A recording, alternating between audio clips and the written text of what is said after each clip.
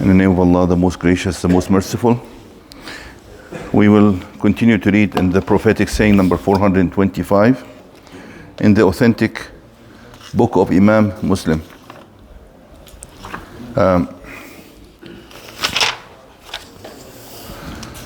We had actually started reading this hadith and we had stopped at the sentence in which the Prophet, peace be upon him, said, عُرِضَتْ عَلَيَّ الْأُمَمْ, that he was shown the nations, meaning the nations of the prophets who preceded him. فَرَأَيْتُ النَّبِيَّ وَمَعَهُ الرُّهَيْطِ, and I saw some prophets who only had a few number of followers,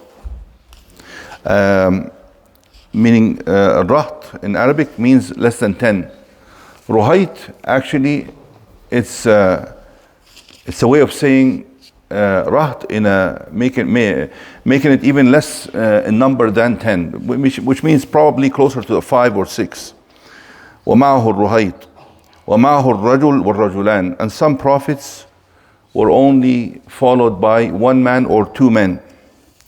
وَالنَّبِيُّ وَلَيْسَ مَعَهُ أَحَدٌ, and some prophets worked all their life in calling the people to Allah, and still no one believed in them. We had stopped at this part here and indicated that despite the sincerity of those prophets and their dedication and hard work, guidance is still from Allah, and the number of followers does not indicate the sincerity of the Prophet. And also this shows that guidance and truth is not evaluated by the number of people who are following this worldview. So the worldview could be truthful and from Allah, but still only a few people embrace it. As you know, that Prophet Ibrahim alayhi salam one time said to his wife Sarah, he said to her that there's no one on pure monotheism except me and you. At the time, there came a time that only him and his wife were on the true path, and all the people around them were totally against that. And then he says, إِذْ رُفِعَ لِي سَوَادٌ عَظِيمٌ, then I was shown a huge crowd of people, big number of people. فَظَنَنْتُ أَنَّهُمْ أُمَّتِي, then I thought when I saw these big masses of people that they could be my followers. So as I mentioned, Allah could have shown him this either in a dream, or maybe he saw it in a journey of the ascension to the heavens, or maybe Allah showed him in real life a vision like while he's awake. All these things are possible for the Prophet to see. Allah can show him facts in various ways. Even during his wakeful hours, he can see things from the unseen that no one else would see.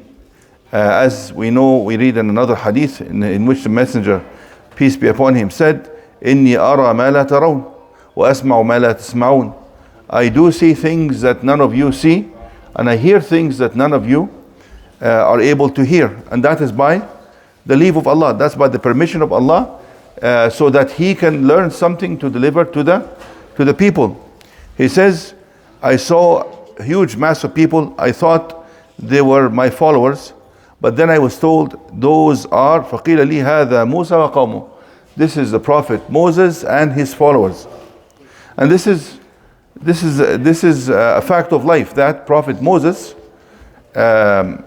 was one of the major prophets sent to the Israelites, and he was followed by a number of prophets only came as Anbiya to revive his law and call people back to his law. Even Prophet Jesus, when he came, he said the same thing. He says, I did not come to destroy the prophets and the law, but I came to fulfill it. He came only to call people to the true spirit of the law and religion that was brought by Prophet Moses. He was the major prophet sent to the Israelites. And of course, throughout all these generations, all these people who came and the prophets who came after Moses fall under the religion and the teachings of Prophet Moses. So they are all his followers. So that makes perfect sense. فَقِيلَ لِي هَذَا مُوسَى وَقَوْمُهُ, You cannot say this is Prophet Jesus, but like you cannot say the same for Prophet Jesus, because Prophet Jesus only had a small number following.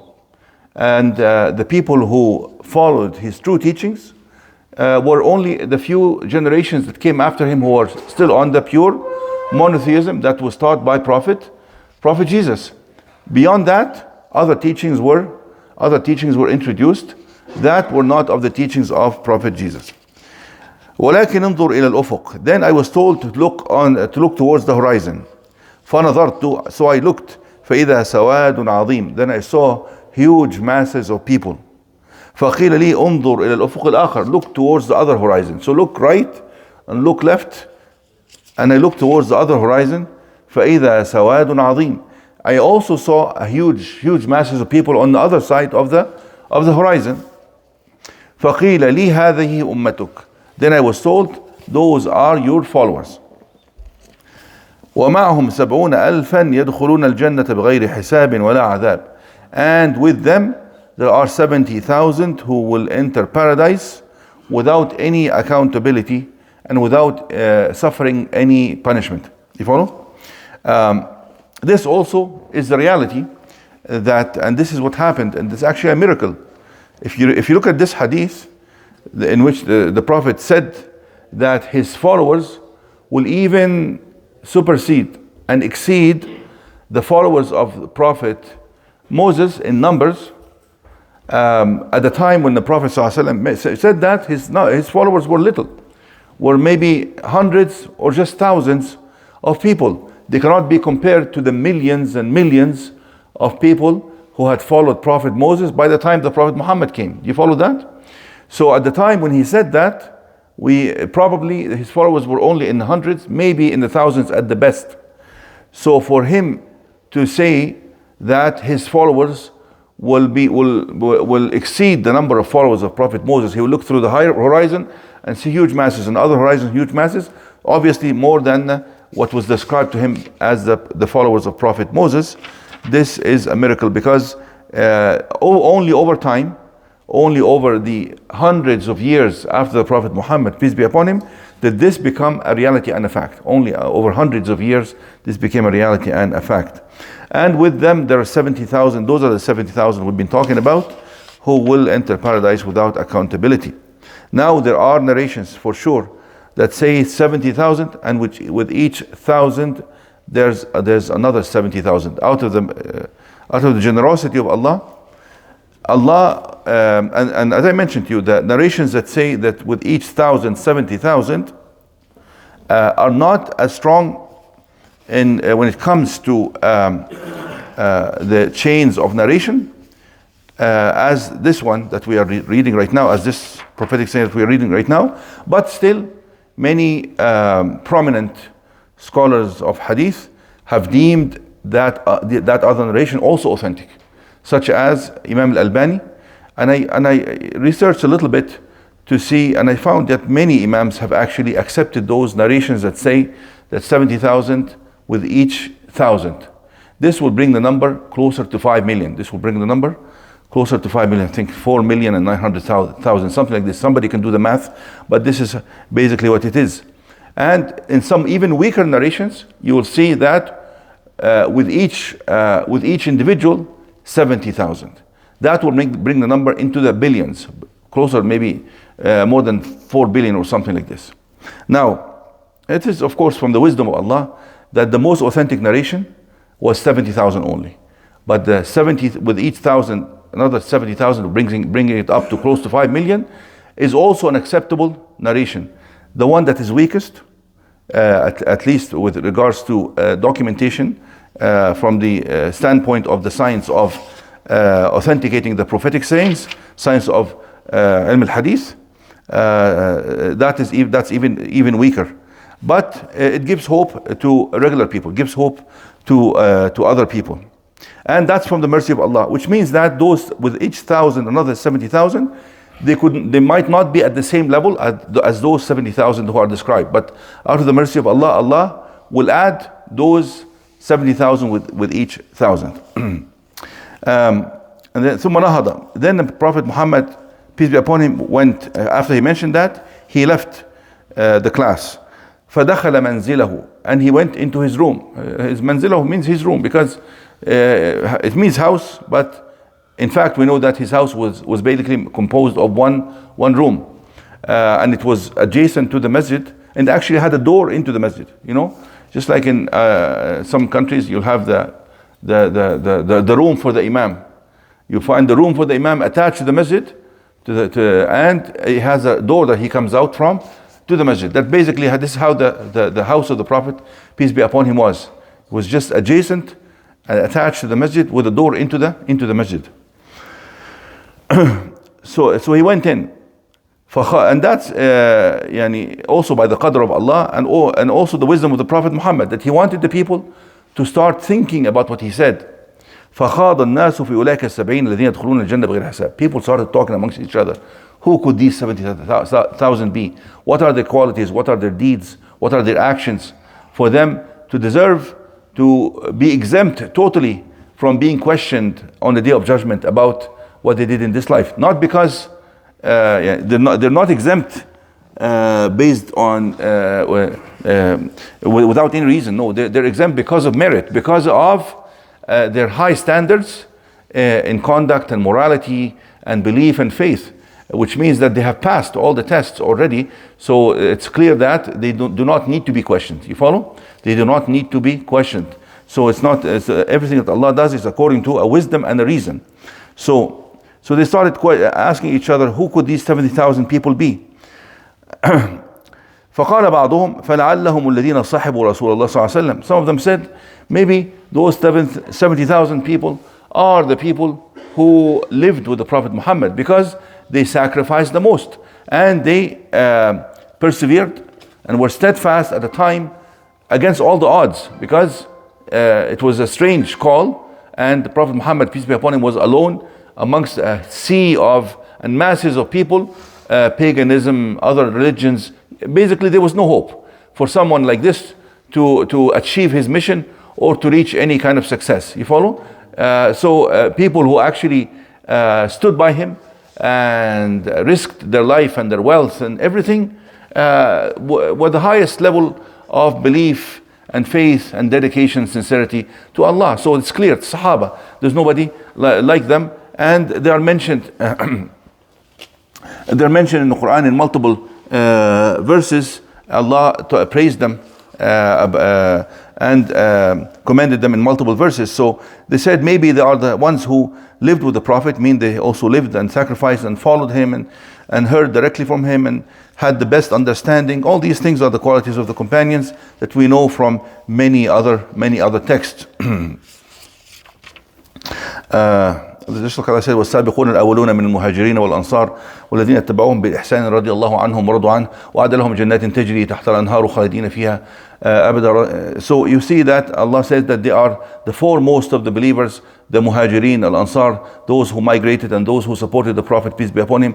رضي الله عنهم ورضوا عنه. Allah is pleased with them and they are pleased with Allah. Allah has prepared for them gardens and so on, for everlasting gardens and so on. So they are praised in many verses. وقال بعضهم فلعلهم الذين ولدوا في الإسلام. Some other people said no, it could not be the Sahaba. And the people are talking actually the Sahaba themselves. Amongst them they're saying, maybe it's not us. Maybe how many minutes have we gone? 30 minutes. Maybe we'll go for 2 or 3 more minutes. Maybe it is those people who were born as Muslims. Because although they had the highest level of belief and Imaan and sacrifice and dedication, they also looked back at their past life, that they were pagans. They committed, many of them committed what would be considered as major sins in Islam, such as drinking alcohol, drinking. Some people might have committed adultery. That was before Islam, the Jahiliyyah. They did not know at the time, and many of them committed major sins before they became Muslims. So some of them said, no, cannot be us, because we had a past that does not, befit the qualities of 70,000 who can pass to heaven without being questioned. Maybe those are the people who will be born in Islam and have never committed any kind of polytheism or association with Allah. فلعلهم الذين ولدوا في الإسلام فلم يشركوا بالله شيئا. They looked back at the polytheism they had committed before Islam, and they felt that this was like a stain in their history that does not qualify them to be amongst those 70,000. Imagine the Sahaba thinking that, no, it's not us. It could be the next generations better than us. وَذَكَرُوا أَشْيَاء. And then they mention some other things, other possibilities. And that is okay. And that is fine for Muslims to discuss things and have different opinions. It's okay. I mean, the texts sometimes can be wide enough to accommodate multiple interpretations. فخرج عليهم رسول الله صلى الله عليه وسلم. Prophet, peace be upon him, came out to them. فقال ما الذي تخوضون فيه? What are you discussing? فأخبروه, they told him. فقال هم الذين لا يرقون ولا يسترقون ولا يتطيرون وعلى ربهم يتوكلون. He says, those are the people. See, we have to maybe stop here, but I'll just translate real quick here. In this narration, الذين لا يرقون. We talked about ruqya, right? Ruqya is when you recite a supplication or the Quran for cure, from an ailment or disease or pain, or an evil eye or witchcraft. Any of these things you can use ruqya. Now this narration says الذين لا يرقون, they don't use ruqya. But the more authentic narration in the book of Imam al-Bukhari, this is not mentioned. It only says ولا يسترقون. They do not ask other people to make ruqya for them. They do the ruqya for themselves, and they do ruqya for other people. Doing ruqya for yourself, or doing this ruqya, this supplication, this prayer for cure for yourself, or helping other people but doing it for other people, this is actually an act, this is a good deed, and it's an act of kindness towards other people. You're helping other people. So it cannot be, and that's why Imam Ibn Taymiyyah says this addition of لا يرقون, they don't perform ruqya, cannot be correct. Even though this is one of the most authentic books of hadith, still there could be a word here and there that is not accepted by other scholars of hadith. Imam al-Bukhari did not even mention that single word. He was that accurate. We know for sure that the book of Imam Bukhari is more meticulous and more accurate than the book of Imam Muslim. It's number one book of prophetic sayings, Imam Bukhari. The second grade is this book of Imam Muslim, and then the other books come after that. Other books like Sunan Tirmidhi, Sunan Ibn Majah, Sunan Nasa'i, they come at a lesser. So if there's any kind of contradiction between the two Sahihain, Imam Bukhari and Muslim, and the other books of hadith, we always consider the Imam Bukhari and Muslim to be more accurate. If you were to compare between Bukhari and Muslim, in general, Bukhari is more accurate and more meticulous. But in some instances, of course, we're human beings. So maybe in some hadith, Imam Muslim could have gotten something more accurate than Imam Bukhari. But in general, Imam Bukhari's book is more accurate. So this part that do not perform ruqya is not even there in that hadith. Actually, perform ruqya is something good. Prophet Muhammad ﷺ himself did it. He did it, and he says, لا بأس بالرقية ما لم تكن شركا. As long as you don't utter anything that is not permissible in Islam, or some kind of polytheism included, or some kind of witchcraft or anything like this, the pure ruqya that is acceptable in Islam is only with hadith, and only with dua and with recitation of the Quran. لا يسترقون means they don't ask other people for ruqya because they rely on Allah and they have a connection with Allah. They don't need other people to make ruqya for them. لا يتطيرون means they are not affected by omen. Like some people, something happens, say, oh, this is a bad omen, and make him feel worried about the task that he was about to go out for. The Arabs in the past, when they needed to go on a journey or something, they used to bring birds. That's why it's called yatatayarun. It comes from tayr, from bird.